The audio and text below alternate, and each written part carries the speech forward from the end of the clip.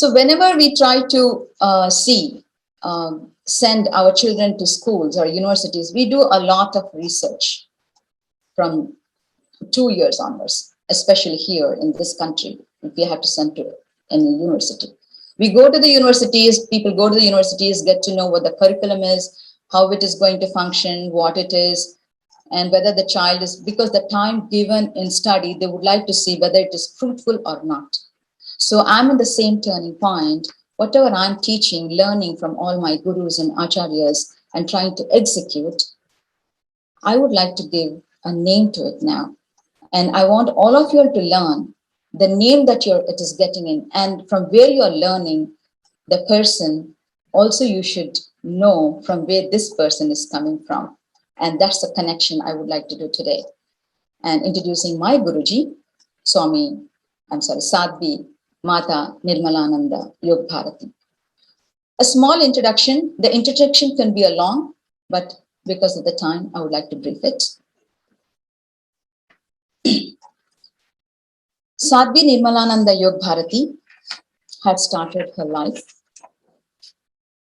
and a journey, and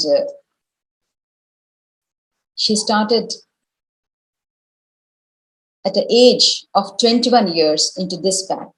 But before that, she was a very jovial person, very outgoing person like any one of us, and very knowledgeable. She was brave, very courageous, bold, and has a knowledge and awareness politically and socially as well. Anyone who comes onto this earth has an introduction, has an identity, and the identity is the parents. And Mataji's parents, Janaki Bai and father Mata Balwantrao. For Mataji, her father played a very huge role in her life. He's a highly esteemed personality and who had sat with all the kids and had discussions and conversations like any father does. And her mother, who gave very, very royal person, and her aunt, father, sister, a motherly position that she took it, and she was also her guru. In Mataji's life, there are a few important dates which I would like to emphasize on that. In year 1974, she lost her father, and then she was 21-year-old, and that created a vacuum in her life. She felt a blessing hand has been taken away. In 1975, she met Swami Satchidananda Yoga Saraswati, who came to Hyderabad on giving on some discourses. She attended the discourses with her family, with her sisters. And Mataji there were 8 of them, 4 sisters and 4 brothers. But in 1975, it took a U-turn in her life.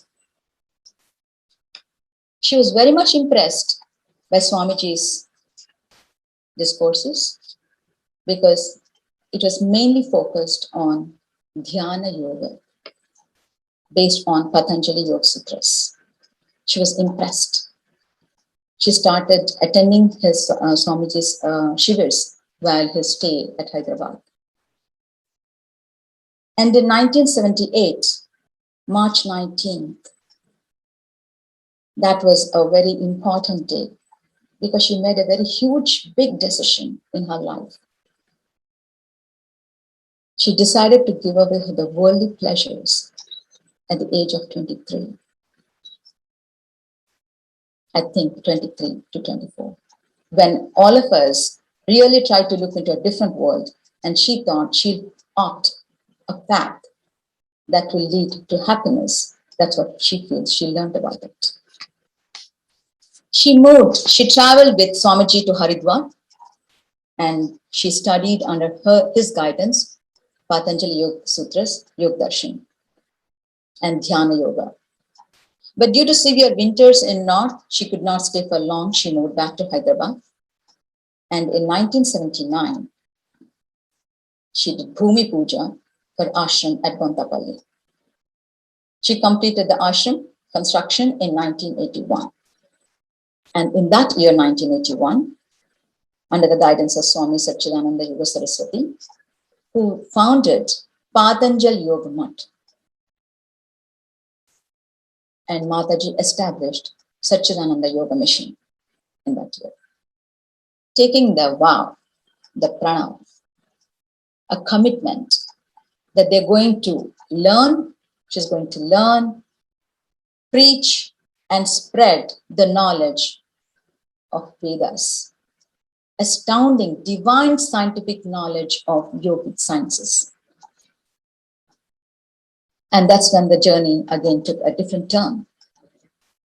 In a U-turn, she is making herself positioned, and it started continuing. She did a lot of penances and tapas as establishing these things. It doesn't happen just like that. She used to do a lot of Maunavratas, and I remember, and I was very young at that time, and I would like to give the connection. Sadhvi Mata Nirmalananda Yogbharti, she is my mother's sister, but now the relation, the name has changed. She is my guru, and she is my mentor, guide, and also takes a motherly role at times.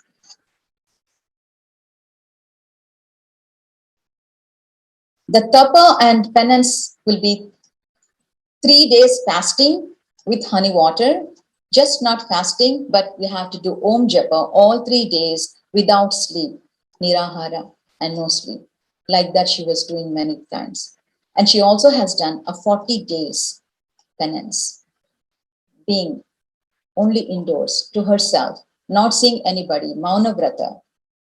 And only if someone had come and put the fruits and milk, only then she would have it. So that's the penance she did. Because what she learned, she is experiencing that. And she's coming away with that. And Swamiji was conducting a lot of Yog Shivas at that time to the sadhakas. And they had a mission and a vision, which I will be going later as because I'm getting affiliated to this Patanjali Yoga Mutt. But times are not under our control. The day had come again that created a vacuum in Mataji's life. Swamiji, she lost Swamiji's blessing hand again. And she didn't know what to do and where to go. So at a young age, when someone takes up the path and the one whom we hold our hand, if that person is not there, it creates a big vacuum. And so then she started she also had been to the Vidyalaya, Jignasu Smarak Panini Mahavidyalaya, and she did her Ashtadhyayi there. And then she came back to Hyderabad, and then she started her journey. So here we would like to learn more from her and about this Yoga Vidya on this. Please, Mataji, this is your time. And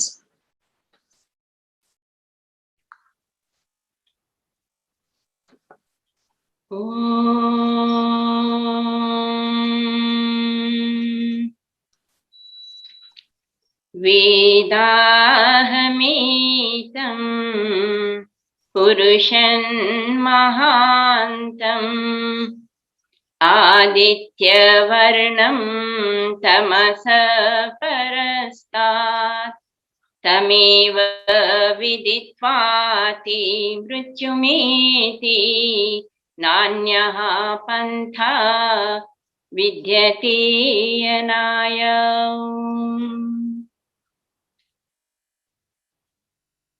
योगेन चित्तस्य पदेन वाचां मलं शरीरस्य च वैद्यकेन यो अपाकरोत्तं प्रवरं मुनीनां पतञ्जलिं प्राञ्जलिरानतोऽस्मि।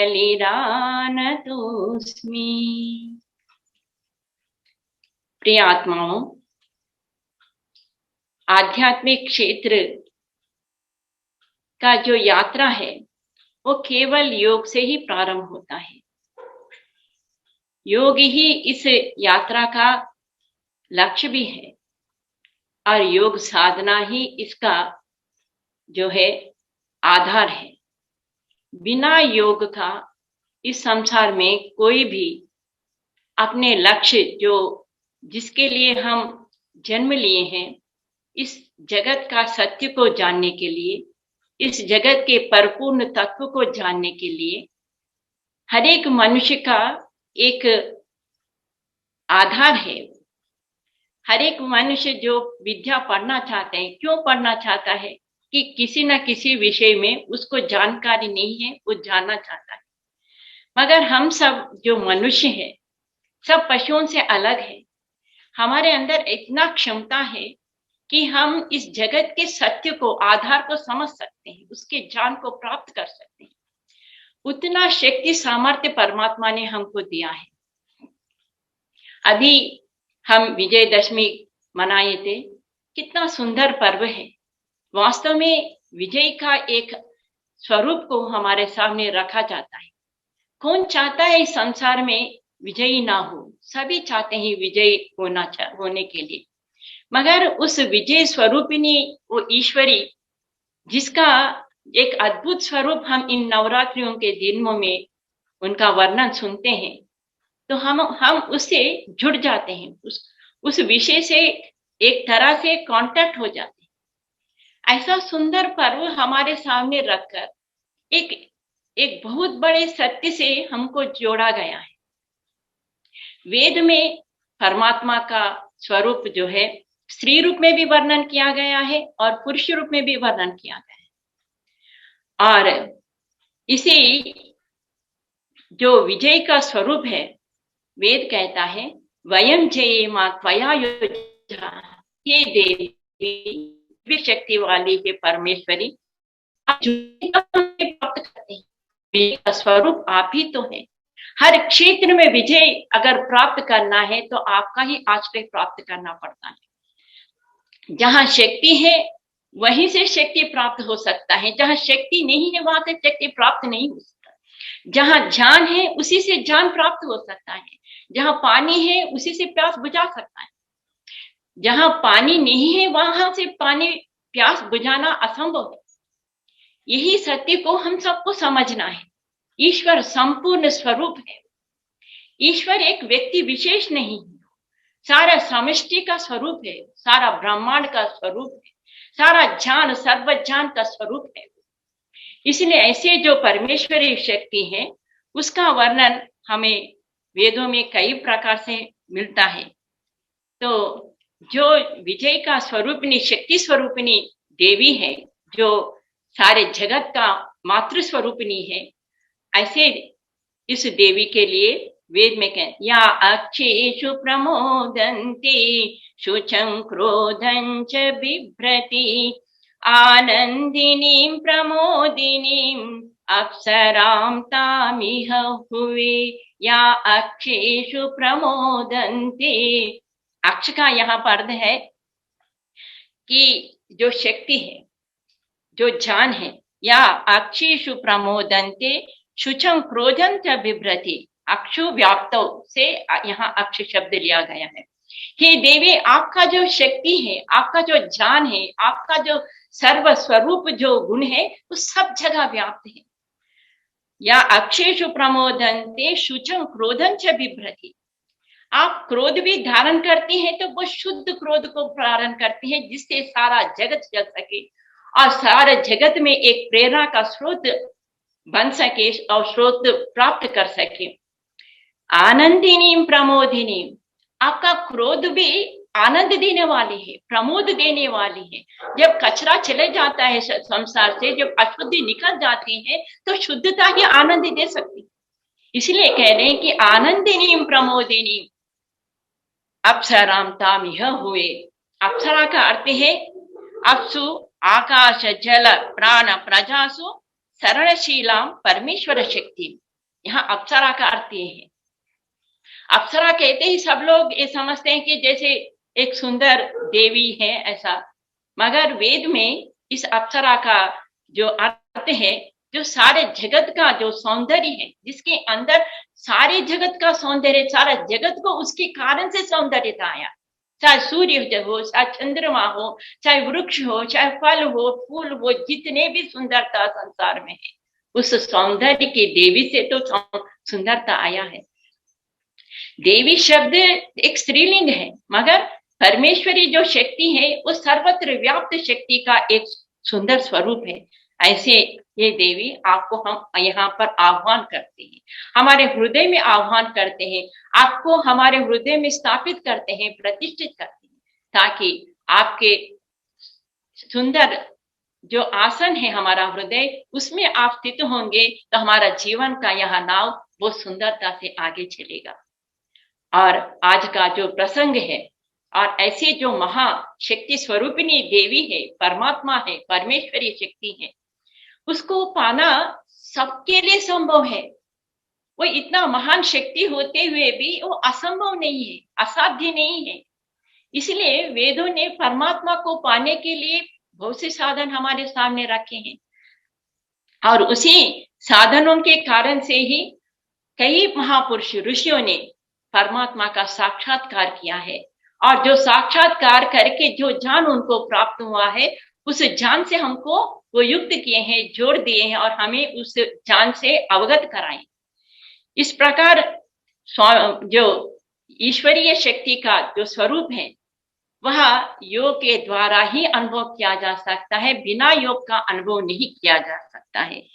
इसलिए वेद में ईश्वरीय शक्ति का जो स्वरूप है उसको पाने का भी साधन बताए हैं। युंजानः प्रथमं मनस्तत्त्वाय सविता धियम् अग्निर्ज्योतिर्निचाय पृथिव्या अध्याभरत। युंजानः प्रथमं मनस्तत्त्वाय, पहले अपने मन को उस तत्व से युक्त करो, युक्त करने का प्रयत्न तो करो।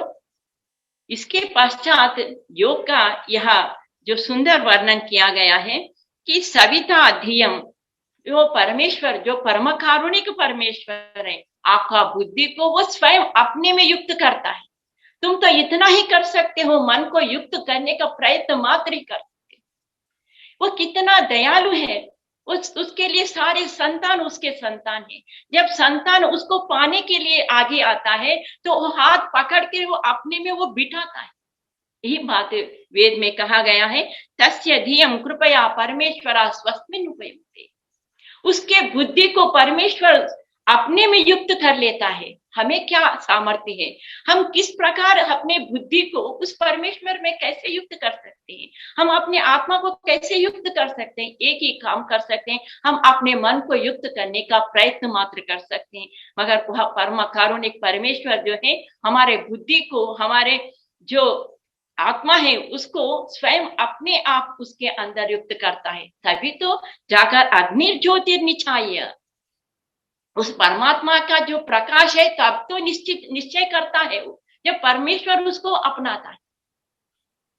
और जब निश्चय करता है, अग्निर्ज्योतिर्निचाय अध्याभरत, यथावत उसका धारण करता है, जैसा है वैसा उसका धारण कर सकता है। पृथिव्या, पृथ्वी के बीच में यही तो प्रसिद्ध है, यही तो सारे ऋषियों का ज्ञान है, यही तो सारे ऋषियों का अनुभव है। ऐसे जो महान योग का जो मार्ग है वो साधारण नहीं, योग ही संसार का एक साधन है, लक्ष्य तक जाने के लिए एक बहुत बड़ा साधन है। बिना योग का कोई अपने लक्ष्य तक नहीं पहुंच सकता है, और योग ही हमारा वैभव भी है, ऐश्वर्य भी है। बिना योग का इस संसार में कुछ भी प्राप्त नहीं किया जा सकता है। योग का जो मार्ग है वो अत्यंत अतिश्रेष्ठ मार्ग है, क्योंकि वो अतिश्रेष्ठ परमात्मा से जोड़ता है। क्या उतना ही करता है, परमात्मा से ही जोड़ना उतना ही योग का लक्ष्य नहीं। जब परमात्मा ही प्राप्त होता है तो सारे जगत ही प्राप्त होता है। उसके कारण योग के मार्ग से जो कुछ संसार में वैभव है वो सब कुछ प्राप्त होते हैं। यही तो विभूति पाद, योगी क्या क्या प्राप्त कर सकता है, सारे विभूति पाद में वर्णन किया गया है। मगर जो आधार है, योग का जो आधार यम नियम है, वो भी बहुत सुंदर है। यम नियम के कारण से हमारा जो जीवन है बहुत सुंदर और श्रेष्ठ बन सकता है। पहले यम है अहिंसा, सत्य, अस्तेय, ब्रह्मचर्य, अपरिग्रह। इन यमों के कारण से तो मनुष्य श्रेष्ठ और श्रेष्ठतम बनता है। अगर सारे मनुष्य मात्र इस विद्या को अपनाएंगे, इस योग को अपनाएंगे, तो यह सारा जगत जो है एक बहुत कल्याण का स्वरूप बनेगा, श्रेष्ठ उसका स्वरूप बनेगा, एक सुंदर स्वरूप बनेगा। यह कल्याण का धाम बन सकता है, प्रेम का धाम बन सकता है और हर प्रकार का उन्नति का स्थान बन सकता है। अहिंसा का अर्थ है मनसा वाचा कर्मणा, किसी को दुख नहीं देना। कृता कारिता अनुमोदिता, स्वयं हिंसा न करे, किसी और से हिंसा ना कराएं, और कोई हिंसा करते हैं तो उसका अनुमोदन, प्रशंसा ना करे। एक हिंसा समाप्त होता है जगत में तो सारे जगत में सारा वातावरण शांतिमय हो जाता है। केवल हिंसा के निवारण से जितने भी प्रक्रियाएं जो जगत में प्रसिद्ध हैं, पुलिस हो, न्यायालय हो, चाहे जितने भी सीबीआई हो, जितना व्यवस्था केवल असत्य का आधार करके, हिंसा का आधार करके जो भी विषय प्रचलित है संसार में, सारे के सारे समाप्त हो जाएंगे एक अहिंसा सिद्ध करें। इसके लिए इतना सारा व्यवस्था की आवश्यकता नहीं, केवल हम अहिंसा का पालन नहीं करते हैं, हिंसा का पालन से युक्त होते हैं, इसलिए तो सारा व्यवस्था है। अगर अहिंसा का पालन करेंगे इस संसार में कहीं भी दुख का कोई नाम और निशान नहीं होगा। और दूसरा है सत्य, मनसा वाचा कर्मणा, सत्य ही बोले। अगर सत्य बोलने का हमें आदत हो गया तो संसार में जीवन यापन करना बहुत सरल हो जाएगा। सबके ऊपर विश्वास हो जाएगा कि ये सत्य बोल रहा है, मुझे विश्वास करना है। मगर एक सत्य नहीं बोलते हैं, इसलिए तो सारा संसार में किसी पर किसी को विश्वास नहीं होता। तो इसलिए उस विश्वास को जताने के लिए कितना प्रयत्न करना पड़ता। सत्य ऐसा हो, सत्यम न सत्यम खलु यत्र हिंसा, शास्त्र कहता है सत्य ऐसा हो वो जिसमें हिंसा ना हो, दुख ना हो। उसके लिए एक उदाहरण दिया गया है कि कोई गाय को मारने के लिए उसके पीछे पड़ा है, तो गाय किसी और चले जाता है, तो वहां एक मुनि बैठा हुआ रहता है, तो उसे वो जो कसाई होता है वो पूछता कि वो गाय कहाँ गया है। तो जिस तरफ गाय गया है वो अगर वो सत्य बोले तो उस गोमाता का हनन होता है, इसलिए वो दूसरी तरफ दिखाता है ताकि उसका हिंसा ना हो। इसलिए वेद शास्त्र कहते सत्यम न सत्यम खलु यत्र हिंसा, वो सत्य सत्य ही नहीं है जहां हिंसा हो। सत्यम ब्रूयात प्रियम ब्रूयात, ना सत्यम अप्रियम ब्रूयात, सत्य बोलो मगर प्रिय से बोलो। ना सत्यम अप्रियम ब्रूयात, सत्य को कभी कठोरता से मत बोलो, ताकि सत्य से सबको प्रेम हो जाए। जब कठोरता से सत्य बोला जाएगा तो सत्य से किसी को प्रेम नहीं होगा। और ये अहिंसा, सत्य, अस्तेय चोरी नहीं करना। चोरी नहीं करना केवल कोई एक आध व्यक्ति चोरी करता है ऐसा नहीं है। करप्शन भी तो चोरी है, किसी को डिसीव करना भी तो चोरी है। हर प्रकार से लोग जो है गलत व्यवहार करते हैं तो वो सब जो है इसमें ही आ जाता है, स्तेय में ही आ जाता है। इसलिए अस्तेय, सब लोग किसी का भी कोई भी वस्तु लेने के लिए कभी उसके अंदर प्रवृत्ति ना हो, ऐसा अगर व्यवहार करेंगे तो सारे समाज में कितना विश्वास का स्वरूप बन जाएगा। अस्तेय ब्रह्मचर्य, ब्रह्म का अर्थ है ज्ञान, ब्रह्म का अर्थ है वेद, ब्रह्म का अर्थ है इंद्रियों का निग्रह करना। ब्रह्मचर्य का है इंद्रियों का निग्रह करना, परमात्मा के अंदर विचरण करना, परमात्मा के अंदर निविष्ट होना, उसमें उसके अंदर चरना करते उसके अंदर स्थित होना। तो ब्रह्मचर्य एक साधारण विषय नहीं है। तो अगर ब्रह्मचर्य का साधन सभी लोग विद्यार्थी काल से सीखेंगे तो कितने अश्लील काम आज होता है, कितना प्रयत्न किया जाता है सभी प्रकार से गवर्नमेंट को, लोगों को। तो ये सब नहीं करना पड़ता है, ये योग का ही अंग है। इस योग का अंग पूरा व्यक्ति निर्माण ही नहीं करता, पूरा समाज ही निर्माण करता है। इसलिए ब्रह्मचर्य का पालन सभी लोग यदि करेंगे तो सारा समाज जो है बहुत शुद्ध समाज होगा, श्रेष्ठ समाज होगा और बहुत श्रेष्ठ कर्म करने के लिए सबके अंदर प्रवृत्ति होगी। ब्रह्मचर्य अपरिग्रह है, जितना अपने को आवश्यकता है उतने ही साधन कर लेना, अत्यधिक साधन नहीं जोड़ना चाहिए।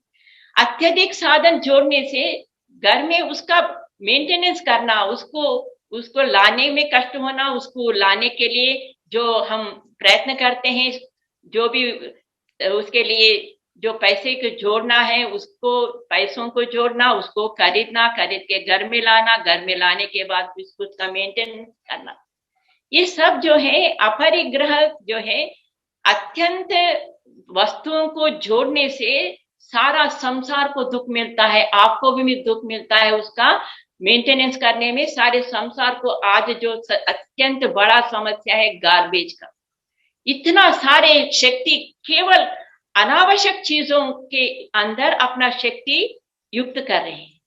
एक वस्तु से जीवन चलता है तो उसके लिए 1000 वस्तु बनाया जा रहा है, तो उस 1000 वस्तुओं के लिए कितना शक्ति व्यय होता है।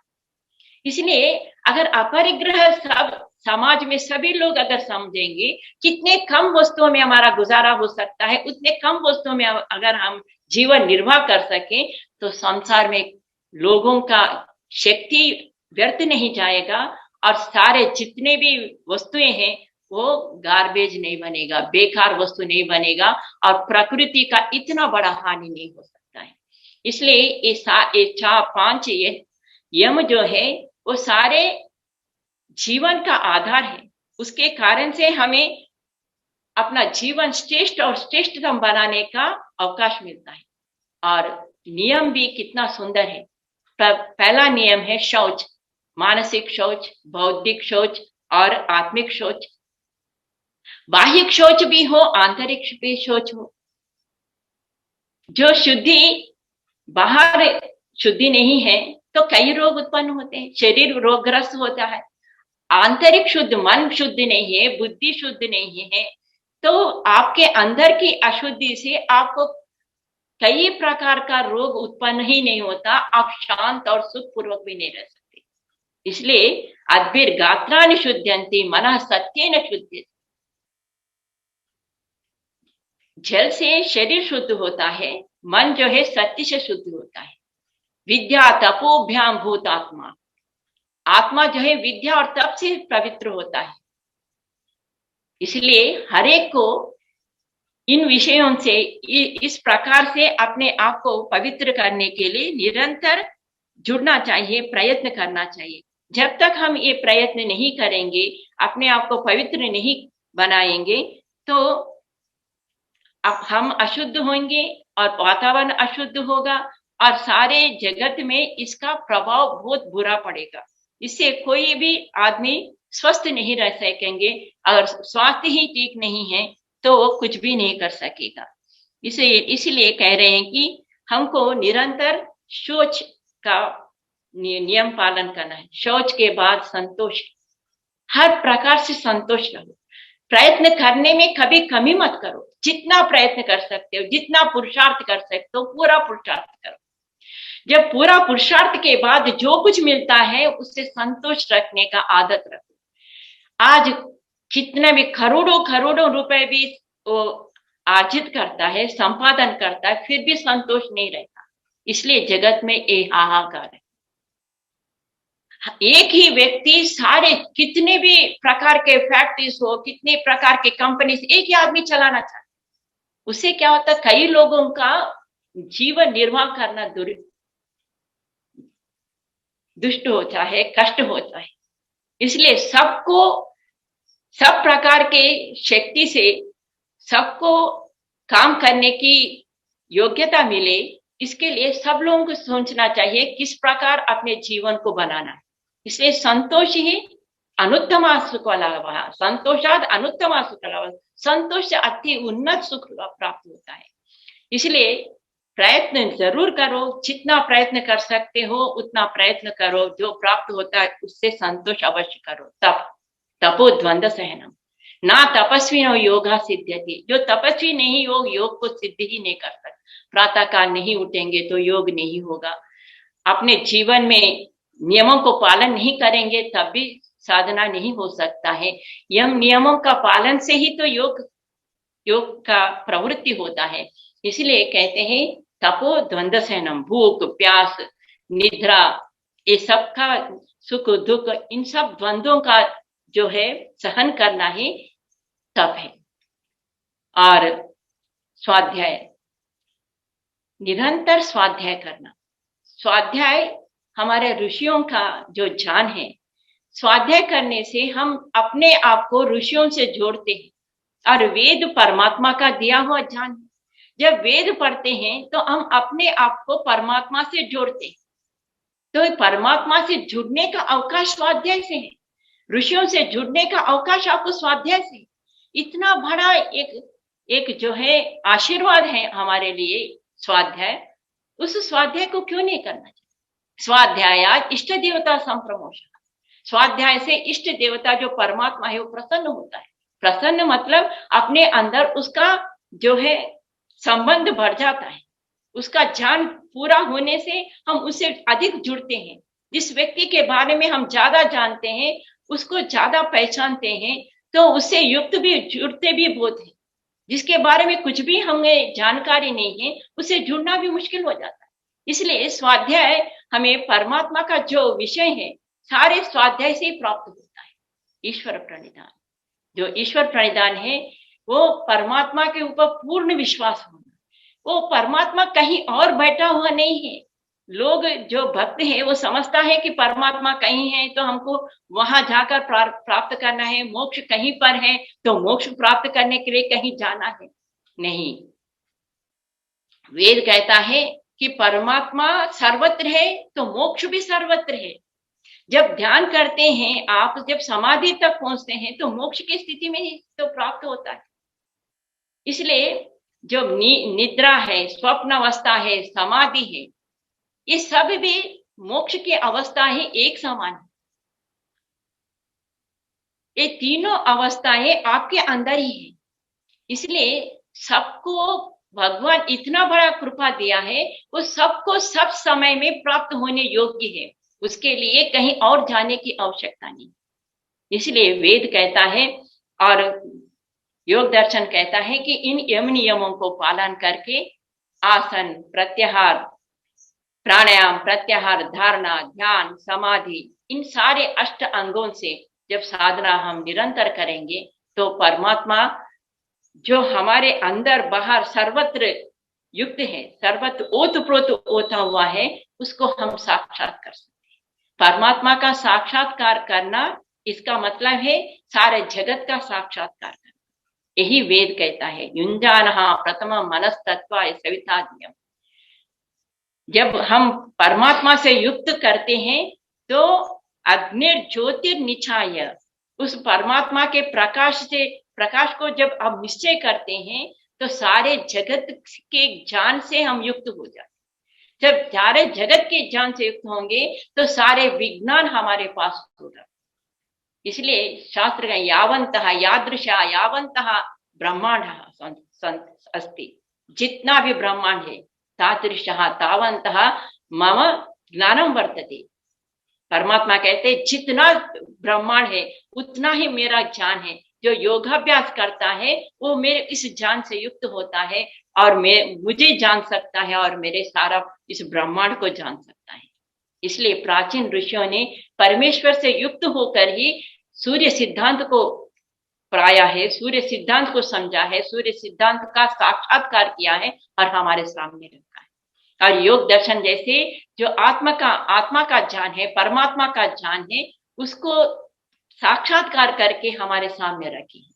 जितने भी विषय हैं भारतीय संस्कृति में जो ऋषियों ने दिया है, ऐसा कोई विषय नहीं है जो इस ब्रह्मांड के अंदर उस विद्या का विषय से हम वंचित हो सके। चाहे गणित हो, चाहे आयुर्वेद का शास्त्र हो, चाहे जितने भी वृक्ष हैं, जितने भी औषधियां हैं, उन सब के विषय में जो कुछ ज्ञान है।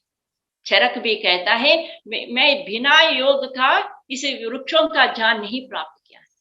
योग के कारण से ही, ध्यान के कारण से ही सारे वृक्षों का साक्षात्कार किया है।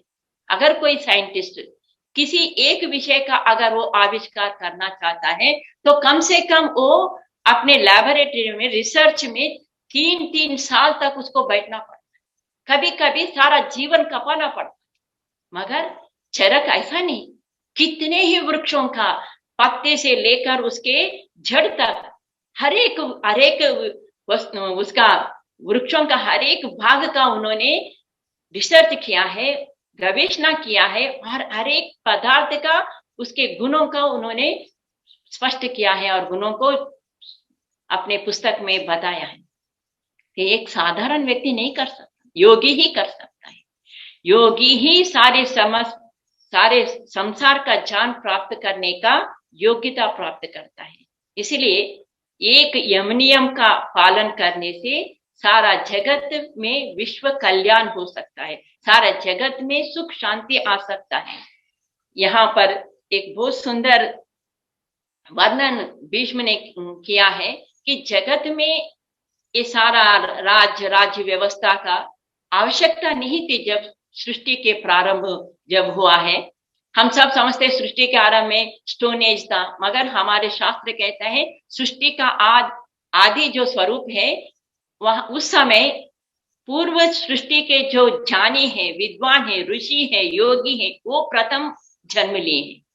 तो उनके कारण से ही ज्ञान की परंपरा चला है। उस ज्ञान परंपरा के समय में कोई राजा नहीं था, कोई राज्य भी नहीं था। इसलिए कहते हैं नैव राज्यम न राजा से न दंडो न च दांडिका, ना कोई पनिशमेंट था ना पनिशमेंट देने वाला था, ना कोई राज्य था ना राज्य व्यवस्था था। धर्मे नैव प्रजा सर्वा रक्षन्ति च परस्परम, केवल धर्म ही था, धर्म के कारण से सब लोग आपस में एक दूसरे की रक्षा करते।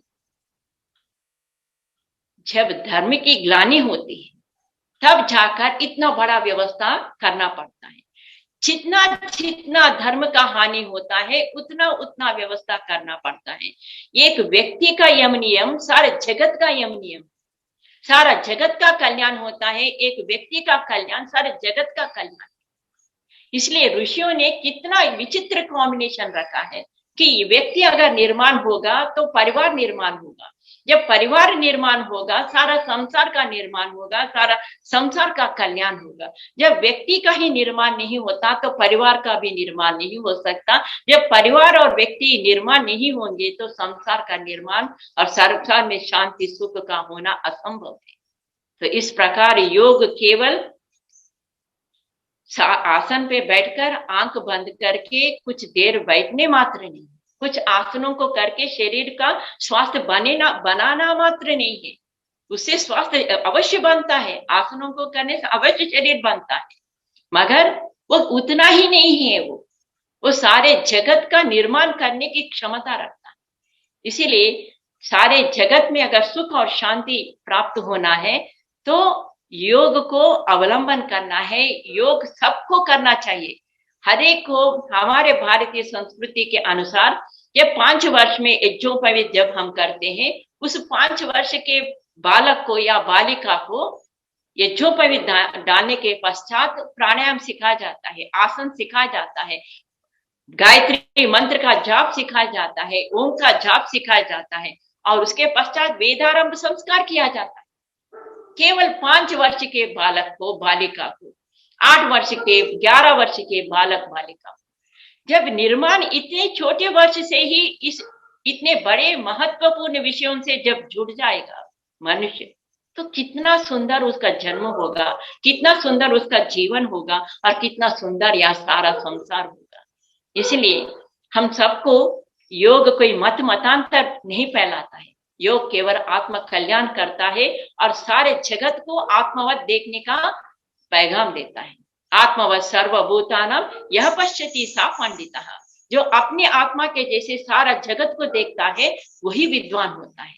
तो यही बात हमको हर कोने से, हर प्रकार से इस लोक कल्याण का जो स्वरूप है वो हमें इस योग के द्वारा प्राप्त होता है। इसलिए योग कोई छोटी चीज नहीं और योग बहुत सरल भी है और बहुत श्रेष्ठ भी है। योग करना कोई कठिन विषय नहीं है, इतना सरल है योग कि जैसे श्वास प्रश्वास लेना कुछ तकलीफ नहीं होता, योग करना भी तकलीफ नहीं होता, उतना सरल है। आप एक बार सोचो, योग करने में क्या करना पड़ता है। आंख बंद करो, नहीं देखो, आंखों से मत देखो, कानों से मत सुनो, मुख से मत बात करो, नासिका से श्वास मत लो, हाथ पैरों को से कुछ मत करो, कुछ नहीं करना योग है। बहुत कुछ करने से संसार मिलता है या नहीं मिलता है, मगर कुछ नहीं करते हुए अपने सारे चेष्टाओं को खत्म करने से परमात्मा मिलता है। इसलिए भगवान श्री कृष्ण का तस्याहम सुलभा परता नित्य युक्त से योगिना, हे पार्थ में तो बहुत सुलभ हूं, जो मेरे से नित्य युक्त है उसके लिए तो बहुत सुलभ हूं, मेरे लिए कोई प्रयत्न नहीं करना, केवल तुम अपने आप में निग्रह करने से मैं आपको प्राप्त होता हूं। इसलिए योग जो है, योग चित्तवृत्ति निरोध कहकर एक बहुत बड़ा तत्व और सत्य को हमारे सामने रखा गया है। और इसी बात को योगा समाधि व्यास जी ने कहा है, महर्षि योग करते हैं समाधि, और योगा कर्मसु कौशलम, भगवान श्री कृष्ण ने भगवत गीता में योग का कई निर्वचन दिए। योगा कर्मसु कौशलम, कर्म में कुशलता आता है तो जिसके बुद्धि एकाग्रता से रहता है वो हर एक काम कुशलता से करता है। इस संसार में आकर कर्म करते हुए कर्म फलों से वो अलग रहता है, कितना विचित्र है उसकी कुशलता। इसलिए योगा कर्मसु कौशलम समत्वम योगम उच्यते, योग जो करता है वो सबको एक जैसा देखने की शक्ति उसको प्राप्त होता है, क्योंकि वो अपने आत्मा को देखता है, सबके अंदर अपने आत्मा को देखता है, तो उसको समत्व प्राप्त होता है। योगो भवति दुःखः, योग का अर्थ है दुख का समाप्त करना, योग से ही सारे दुख का हनन होता है।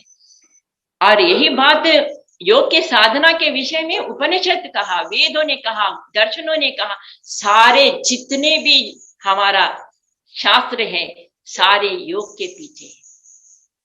योग के कारण से आपका अन्नमय कोश, प्राणमय कोश, मनोमय कोश, विज्ञानमय कोश, आनंदमय कोश, 5 कोश शुद्ध हो जाते। और एक महत्वपूर्ण विषय हमारे संस्कृति थी वो यज्ञ है। योग से 5 तत्व शुद्ध होते हैं, 5 शरीर शुद्ध होते हैं, तो यज्ञ से 5 तत्व अग्नि, वायु, जल, आकाश, पृथ्वी ये सब शुद्ध होते हैं। इसलिए वेद का वसो पवित्रमसि द्रौर्यसि मातरिश्वनो घर्मो से परमेन धामना द्रुमहस्वा माह्वार्माते यज्ञपतिर्मार्षि। वसुर व यज्ञ, यज्ञ से द्युलोक में शुद्धि होती है, अंतरिक्ष में शुद्धि होती है, पृथ्वी पे शुद्धि होती है, सारा जगत में शुद्धि होती है। और जहां तक हमारा जो प्रक्रिया है, भारतीय वैदिक जो प्रक्रिया है, वहां पर कहीं मूढ़वादी नहीं है। यज्ञ भी एक विज्ञान है और योग भी एक विज्ञान है। योग का विज्ञान हमारे सारे तत्वों को जानकर किया गया है, हमारे 5 शरीरों के बारे में जानकर किया गया है, और यज्ञ का जो प्रक्रिया 5 तत्वों को जानकर किया गया है। इस प्रकार हमारा जो विज्ञान है, आध्यात्मिक जो शास्त्र है, एक परिपूर्ण शास्त्र है, इसलिए हर एक मनुष्य को परिपूर्ण बनाने का क्षमता रखता है। आप सब लोगों को बहुत बहुत आशीर्वाद। आप सब इस विषय से जुड़े हुए हैं और इसके लिए निरंतर प्रयत्नशील हैं। ऐसे महान संस्कृति से जुड़कर हम अपना ही उन्नति नहीं, सारा